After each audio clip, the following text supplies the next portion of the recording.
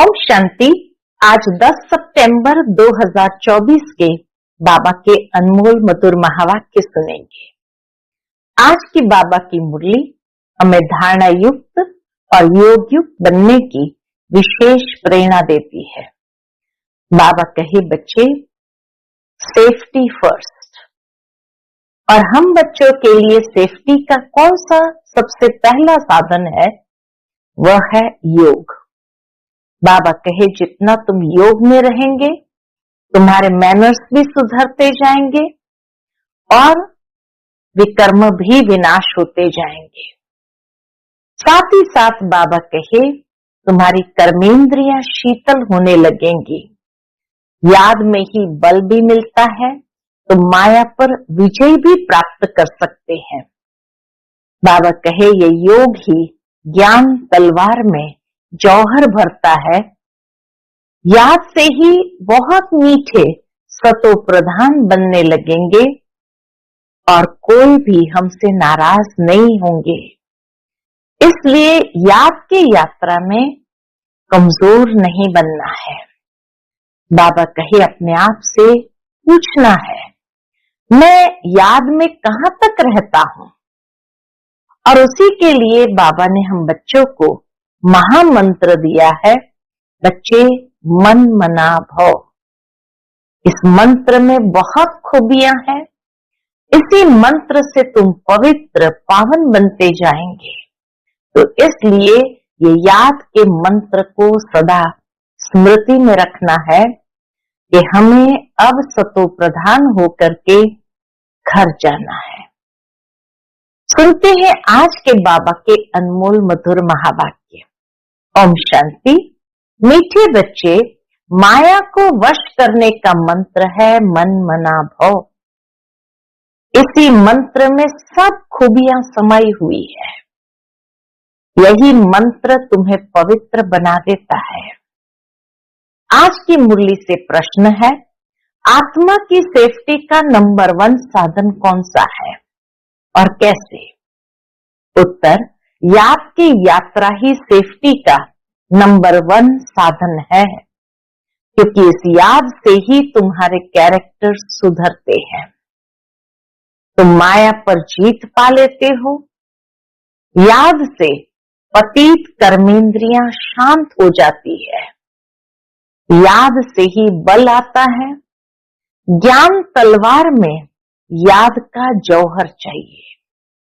याद से ही मीठे सतो प्रधान बनेंगे। कोई को भी नाराज नहीं करेंगे। इसलिए याद की यात्रा में कमजोर नहीं बनना है। अपने आप से पूछना है कि हम कहां तक याद में रहते हैं।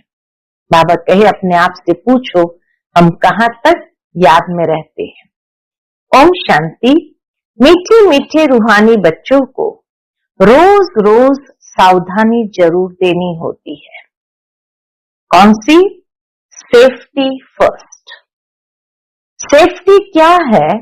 याद की यात्रा से तुम बहुत बहुत सेफ रहते हो। मूल बात ही बच्चों के लिए यह है। सेफ्टी ही हमारे लिए मूल बात है। बाप ने समझाया है, तुम बच्चे जितना याद की यात्रा में तत्पर रहेंगे उतनी खुशी भी रहेगी और मैनर्स भी ठीक होंगे। याद के कितने फायदे हैं वो बाबा भी बताते हैं कि याद में रहने से ही खुशी भी रहेगी और मैनर्स भी ठीक होंगे, क्योंकि पावन भी बनना है, कैरेक्टर्स भी सुधारना है। अपनी जांच करनी है, मेरा कैरेक्टर किसको दुख देने जैसा तो नहीं है। मुझे कोई बेअभिमान तो नहीं आ जाता है। ये अच्छी रीति अपनी जांच रखनी है। बाप बैठ बच्चों को पढ़ाते हैं। बाप बैठ बच्चों को पढ़ाते हैं। तुम बच्चे पढ़ते भी हो तो फिर पढ़ाते भी हो। बेहद का बाप सिर्फ पढ़ाते हैं। बेहद के बाप को पढ़ने की आवश्यकता नहीं, वह सिर्फ पढ़ाते हैं। हम बच्चों को पढ़ना भी है और पढ़ाना भी है। बाकी तो सब देहधारी इसमें सारी दुनिया आ जाती है। एक बाप ही विदेही है। वह तुम बच्चों को कहते हैं तुमको भी विदेही बनना है। मैं आया हूं तुमको विदेही बनाने। पवित्र बनकर ही वहां जाएंगे। छीछी को तो साथ ले नहीं जाएंगे। इसलिए पहले पहले मंत्र ही यह देते हैं, मन मना भव या योगी बनो, पवित्र बनो। माया को वश करने का यह मंत्र है, पवित्र होने का यह मंत्र है। इस मंत्र में बहुत खूबियां भरी हुई है। इनसे ही पवित्र बनना है, मनुष्य से देवता बनना है। मन मना भव के मंत्र से सारी खूबियां लिखे। पवित्र भी बनना है, योगी भी बनना है, माया को वश भी करना है। फिर बाबा कहे मनुष्य से देवता भी बनना है। जरूर हम ही देवता थे, इसलिए बाप कहते हैं अपनी सेफ्टी चाहो, मजबूत महावीर बनना चाहो तो यह पुरुषार्थ करो। अपनी सेफ्टी चाहो, मजबूत महावीर बनना चाहो तो यह पुरुषार्थ करो। बाप तो शिक्षा देते रहेंगे, बल ड्रामा भी कहते रहेंगे, बल ड्रामा भी कहते रहेंगे, लेकिन शिक्षा भी देंगे। ड्रामा अनुसार बिल्कुल ठीक ही चल रहा है, फिर आगे के लिए भी समझाते रहेंगे। याद की यात्रा में कमजोर नहीं बनना है। बाहर रहने वाली बांधेली गोपिकाएं जितना याद करती है उतना सामने रहने वाले भी याद नहीं करते हैं, क्योंकि उनको तड़पन होती है। मधुबन में बाबा से मिलने की तड़पन होती है, उनको तड़पन होती है शिव बाबा से मिलने की। जो मिल जाते हैं उन्हों का पेट जैसे कि भर जाता है। जो बहुत याद करते हैं वह ऊंच पद पा सकते हैं। देखा जाता है अच्छे अच्छे बड़े बड़े सेंटर संभालने वाले मुख्य भी याद की यात्रा में कमजोर है। याद का जौहर बहुत अच्छा चाहिए। इस ज्ञान मार्ग में याद का जौहर बहुत अच्छा चाहिए। ज्ञान तलवार में याद का जौहर न होने के कारण इसको तीर लगता ही नहीं, पूरा मरते नहीं। बच्चे कोशिश करते हैं ज्ञान का बाण लगाकर बाप का बनाए, वह मर जीवा बनाए, परंतु मरते नहीं। तो जरूर ज्ञान तलवार में गड़बड़ है। बाबा भल जानते हैं ड्रामा बिल्कुल एक्यूरेट चल रहा है, परंतु आगे के लिए तो समझाते रहेंगे ना। हर एक अपने दिल से पूछो हम कहां तक याद करते हैं। याद से ही बल आएगा। इसलिए कहा जाता है ज्ञान तलवार में जौहर चाहिए। ज्ञान तो बहुत सहज रीति समझा सकते हैं। जितना जितना याद में रहेंगे उतना बड़े मीठे बनते जाएंगे। तुम सतो प्रधान थे तो बहुत मीठे थे, अब फिर सतो प्रधान बनना है। तुम्हारा स्वभाव भी बहुत मीठा चाहिए, कभी रंज यानी नाराज नहीं होना चाहिए। ऐसा वातावरण न हो जो कोई रंज हो, कोई दुखी हो। ऐसी कोशिश करनी चाहिए, क्योंकि ये ईश्वरीय नॉलेज स्थापन करने की सर्विस बहुत ऊंची है। विश्वविद्यालय तो भारत में बहुत गाए जाते हैं, वास्तव में वह है नहीं, विश्वविद्यालय है नहीं। विश्वविद्यालय तो एक ही होता है। बाप आकर सबको मुक्ति, जीवन मुक्ति देते हैं। बाप जानते हैं सारी दुनिया के जो भी मनुष्य मात्र है सब खत्म होने हैं। बाप को बुलाया भी इसलिए है कि छीछी दुनिया का खात्मा और नई दुनिया की स्थापना करो। बच्चे भी समझते हैं बरोबर बाप आया हुआ है। अभी माया का पॉम्प कितना है, फॉल ऑफ पॉम्पिया का खेल भी दिखाते हैं। ऐसी दुनिया में एक कहानी है फॉल ऑफ पॉम्पिया। फिर उसके ऊपर ड्रामा भी बनाया है। तो बाबा कहे फॉल ऑफ पॉम्पिया का खेल भी दिखाते हैं। बड़े बड़े मकान आदि बना रहे हैं। यह है पंप, माया का पंप। पंप माना ऐसा दिखावा। सतयुग में इतने मंजिल के मकान बनते नहीं, यहाँ बनते हैं क्योंकि रहने के लिए जमीन कम है। विनाश जब होता है तब सब बड़े बड़े मकान भी गिर पड़ते हैं। आगे इतनी बड़ी बड़ी बिल्डिंग नहीं बनती थी। बॉम्ब्स जब छोड़ेंगे तो ऐसे गिरेंगे जैसे ताश के पत्ते गिरते हैं। बड़ी बड़ी बिल्डिंगें ऐसे गिरेंगे जैसे ताश के पत्ते गिरते हैं। इसका मतलब यह नहीं कि वही मरेंगे बाकी दूसरे रह जाएंगे, नहीं।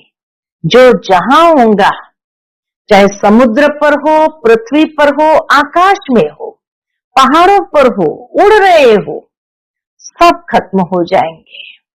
ये पुरानी दुनिया है ना। जो भी 84 लाख योनियां है, ये सब खत्म हो जाने है।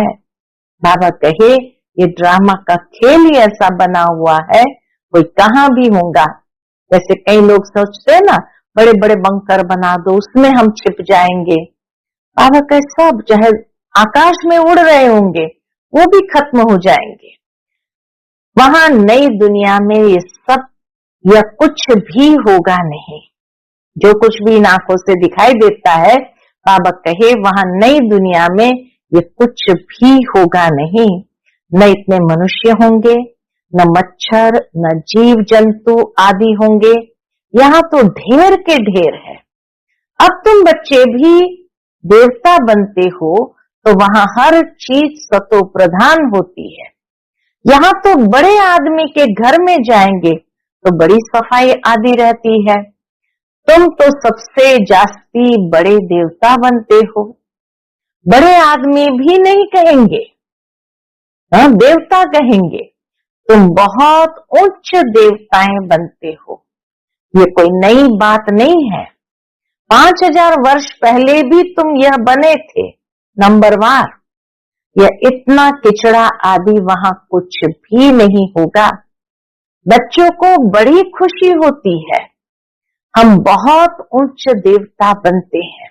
एक ही बाप हमको पढ़ाने वाला है जो हमको बहुत ऊंच बनाते हैं। पढ़ाई में हमेशा नंबरवार पोजीशन वाले होते हैं। कोई कम पढ़ते हैं, कोई जास्ती पढ़ते हैं। अब बच्चे पुरुषार्थ कर रहे हैं, बड़े बड़े सेंटर्स खोल रहे हैं, इसलिए कि बड़ों बड़ों को मालूम पड़े। बड़े बड़े सेंटर्स खोल रहे हैं ताकि बड़ों बड़ों को मालूम पड़े। भारत का प्राचीन राजयोग भी गाया हुआ है। खास विलायत वालों को जास्ती उत्सुकता होती है किस बात की? राजयोग सीखने की। भारतवासी तो तमो प्रधान बुद्धि है, वह फिर भी तमो बुद्धि है। भारतवासी तमो प्रधान, वो सिर्फ तमो। तो बाबा कहे वह फिर भी तमो बुद्धि है, इसलिए उन्हों को शौक रहता है भारत का प्राचीन राजयोग सीखने का। भारत का प्राचीन राजयोग नामी ग्रामी है, जिससे ही भारत स्वर्ग बना था। बहुत थोड़े आते हैं जो पूरी रीति समझते हैं स्वर्ग हेवन पास हो गया तो फिर होगा जरूर। हेवन अथवा पैराडाइज है सबसे वंडर ऑफ वर्ल्ड। हेवन अथवा पैराडाइज है सबसे वंडर ऑफ वर्ल्ड। स्वर्ग का कितना नाम वाला है। स्वर्ग और नरक, शिवालय और वैश्यालय। बच्चों को अब नंबरवार याद है कि हमको अब शिवालय में जाना है। वहां जाने के लिए शिव बाबा को याद करना है। वही पंडा है सबको ले जाने वाला। भक्ति को कहा जाता है रात, ज्ञान को कहा जाता है दिन। यह बेहद की बात है। नई चीज और पुरानी चीज में बहुत फर्क होता है। अब बच्चों के दिल होती है इतनी ऊंच से ऊंच पढ़ाई, ऊंचे से ऊंचे मकान में हम पढ़ाए तो बड़े बड़े लोग आएंगे। एक एक को बैठ समझाना पड़ता है। वास्तव में पढ़ाई व शिक्षा के लिए एकांत में स्थान होते हैं। शिक्षा के लिए हमेशा एकांत में स्थान होते हैं। ब्रह्म ज्ञानियों के भी आश्रम शहर से दूर दूर होते हैं और नीचे ही रहते हैं, इतने ऊपर की मंजिल में नहीं रहते हैं। अभी तो तमो प्रधान होने से शहर में अंदर घुस पड़े हैं, वह ताकत खत्म हो गई है। इस समय सबकी बैटरी खाली है। अब बैटरी को कैसे भरना है? बाबा कहे अब बैटरी को कैसे भरना है? ये बाप के सिवाय कोई भी बैटरी चार्ज कर न सके। बच्चों को बैटरी चार्ज करने से ही ताकत आती है। उसके लिए मुख्य है याद। उसमें ही माया के विघ्न पड़ते हैं। कोई तो सर्जन के आगे सच बतलाते हैं, कोई छिपा लेते हैं। अंदर में जो खामियां है वह तो बाप को बतलानी पड़े, जो कमजोरी है वो तो बतानी पड़े। इस जन्म में जो पाप किए हैं वह अविनाशी सर्जन के आगे वर्णन करना चाहिए, नहीं तो वह दिल अंदर खाता रहेगा, सुनाने के बाद फिर खाएगा नहीं। इसलिए बाबा को सुना दो तो बाबा कहे अंदर फिर खाएगा नहीं। अंदर रख लेना यह भी नुकसान कारक है। जो सच्चे सच्चे बच्चे बनते हैं वह सब बाप को बतला देते हैं। इस जन्म में यह पाप किए हैं। दिन प्रतिदिन बाप जोर देते रहते हैं, यह तुम्हारा अंतिम जन्म है। तमो प्रधान से पाप तो जरूर होते होंगे ना। बाप कहते मैं बहुत जन्म के अंत में जो नंबर 1 पतित बना है उसमें ही प्रवेश करता हूं, क्योंकि उनको ही फिर नंबर 1 में जाना है। बहुत मेहनत करनी पड़ती है। इस जन्म में पाप हुए तो है ना, ये तो हर एक जानता है। इस जन्म में पाप हुए तो है ना। कईयों को पता ही नहीं पड़ता है कि हम यह क्या कर रहे हैं। सच नहीं बतलाते हैं, कोई कोई सच बतला देते हैं। बाप ने समझाया है बच्चे, तुम्हारी कर्मेंद्रियां शांत तब होती है जब कर्मातीत अवस्था बनती है। जैसे मनुष्य बूढ़े होते हैं तो कर्मेंद्रियां ऑटोमेटिकली शांत हो जाती है। इसमें तो छोटेपन में ही सब शांत हो जाना चाहिए। योग बल में अच्छी तरह रहे तो इन सब बातों की एंड हो जाए। वहां कोई ऐसी गंदी बीमारी, किचड़ पट्टी आदि कुछ नहीं होता है। किचड़ पट्टी आदि कुछ नहीं होता है। मनुष्य बड़े साफ शुद्ध रहते हैं। वहां है ही राम राज्य, यहाँ है रावण राज्य। तो अनेक प्रकार की गंदगी की बीमारियां आदि है। सतयुग में ये कुछ नहीं होता है। बाबा कहे सतयुग में ये कुछ होता नहीं। बात मत पूछो, नाम ही कितना फर्स्ट क्लास है। स्वर्ग नई दुनिया बड़ी सफाई रहती है। बाप समझाते हैं इस पुरुषोत्तम संगम युग पर ही तुम ये सब बातें सुनते हो। कल नहीं सुनते थे। कल मृत्यु लोक के मालिक थे, आज अमर लोक के मालिक बनते हो।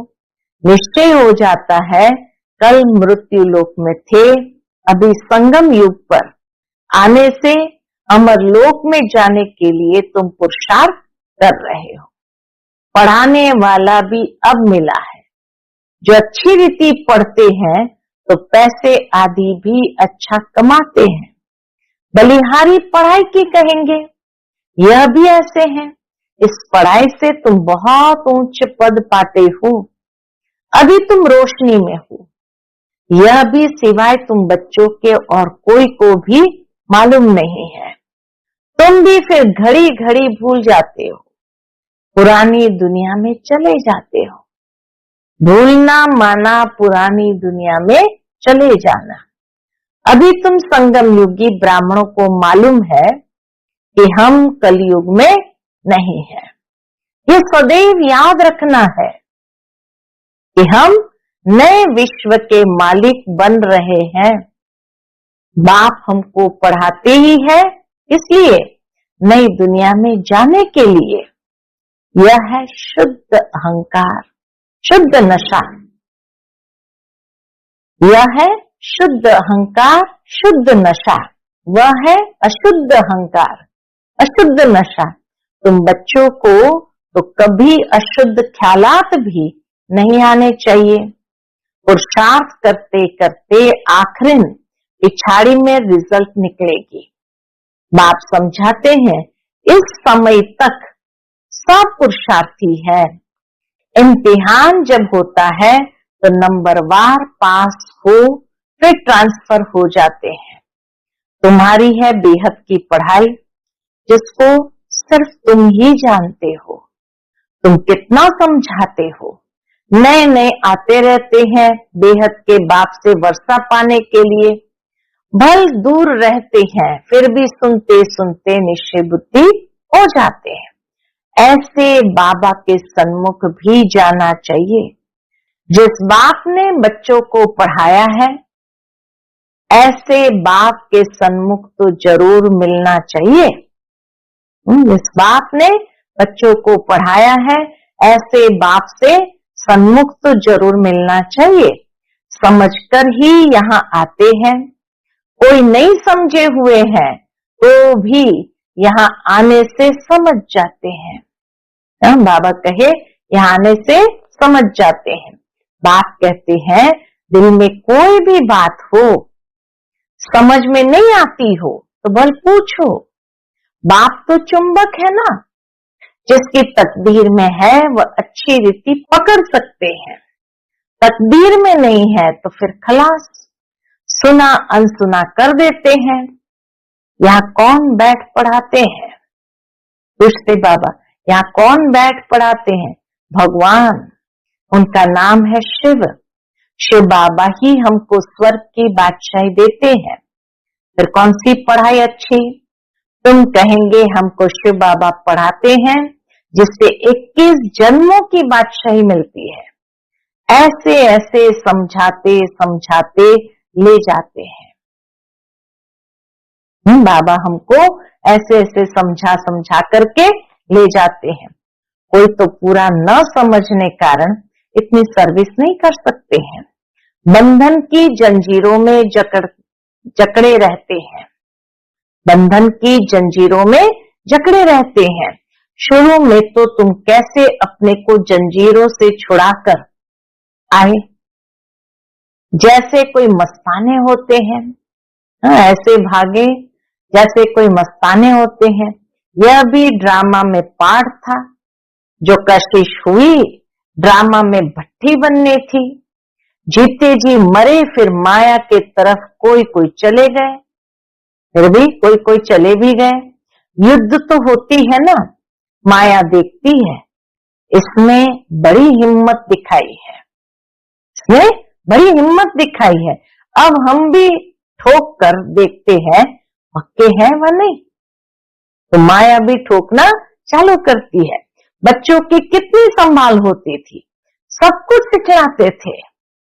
तुम बच्चे एल्बम आदि देखते हो, लेकिन सिर्फ चित्र देखने से भी समझ न सके। कोई बैठ समझाए कि क्या क्या होता था, कैसे भट्टी में पड़े थे शुरू शुरू में, फिर कोई कैसे निकले, कोई कैसे। जैसे रुपये छपते हैं तो भी कोई कोई खराब हो पड़ते हैं। ये भी ईश्वरीय मिशनरी है। ईश्वर बैठ धर्म की स्थापना करते हैं, ये बात किसको भी पता नहीं है। बाप को बुलाते भी है, परंतु जैसे तवाई समझते ही नहीं है। कहते हैं ये कैसे हो सकता है, माया रावण एकदम ऐसा बना देती है। बाबा कहे माया रावण एकदम ऐसा बना देती है। शिव बाबा की पूजा भी करते हैं, फिर कह देते हैं सर्वव्यापी, ग्लानि भी करते हैं। शिव बाबा कहते हो फिर सर्वव्यापी कैसे होगा? पूजा करते हैं, लिंग को शिव कहते हैं, ऐसे थोड़ी कहते हैं कि इसमें शिव बैठा है। इस पत्थर में शिव बैठा है। अब पत्थर ठिक्कर में भगवान को कहना, तो क्या सब भगवान ही भगवान है? भगवान अनलिमिटेड तो नहीं होंगे ना। तो बाप बच्चों को समझाते हैं, कल्प पहले भी ऐसे समझाया था। अच्छा, मीठे मीठे सिकिलते बच्चों प्रति माता पिता बाप दादा का याद प्यार और गुड मॉर्निंग। रूहानी बाप की रूहानी बच्चों को नमस्ते। हम सब रूहानी बच्चों की रूहानी माता पिता बाप दादा को याद प्यार, गुड मॉर्निंग और नमस्ते नमस्ते। शुक्रिया बाबा, शुक्रिया। आज की मुरली से धारणा के लिए मुख्य सार है। पहली पॉइंट, ऐसा मीठा वातावरण बनाना है जिसमें कोई भी नाराज न हो। बाप समान विदेही बनने का पुरुषार्थ करना है। याद के बल से अपना स्वभाव मीठा और कर्मेंद्रियां शांत करनी है। दूसरी पॉइंट, सदा इसी नशे में रहना है कि अभी हम संगम युगी है, कलयुगी नहीं। बाप हमें नए विश्व का मालिक बनाने के लिए पढ़ा रहे हैं। अशुद्ध ख्यालात समाप्त कर देने हैं। आज का बाप दादा का मधुर वरदान हम बच्चों के प्रति है, अकाल तख्त। अकाल तख्त और दिल तख्त पर बैठ सदा श्रेष्ठ कर्म करने वाले कर्म योगी भव। अकाल तख्त और दिल तख्त पर बैठ सदा श्रेष्ठ कर्म करने वाले कर्म योगी भव। इस समय आप सभी बच्चों को दो तख्त मिलते हैं, एक अकाल तख्त, दूसरा दिल तख्त। लेकिन तख्त पर वही बैठता है जिसका राज्य होता है। जब अकाल तख्त नशीन है तो स्वराज्य अधिकारी है, और बाप के दिल तख्त नशीन है तो बाप के वर्षे के अधिकारी है, जिसमें राज्य भाग्य सब आ जाता है। कर्म योगी अर्थात दोनों तख्त नशीन, अकाल तख्त और दिल तख्त, दोनों तख्त नशीन। ऐसे तख्त नशीन आत्मा का हर कर्म श्रेष्ठ होता है, क्योंकि सब कर्मेंद्रियां लॉ और ऑर्डर पर रहती है। आज का स्लोगन है, जो सदा स्वमान की सीट पर सेट रहते हैं वही गुणवान और महान है।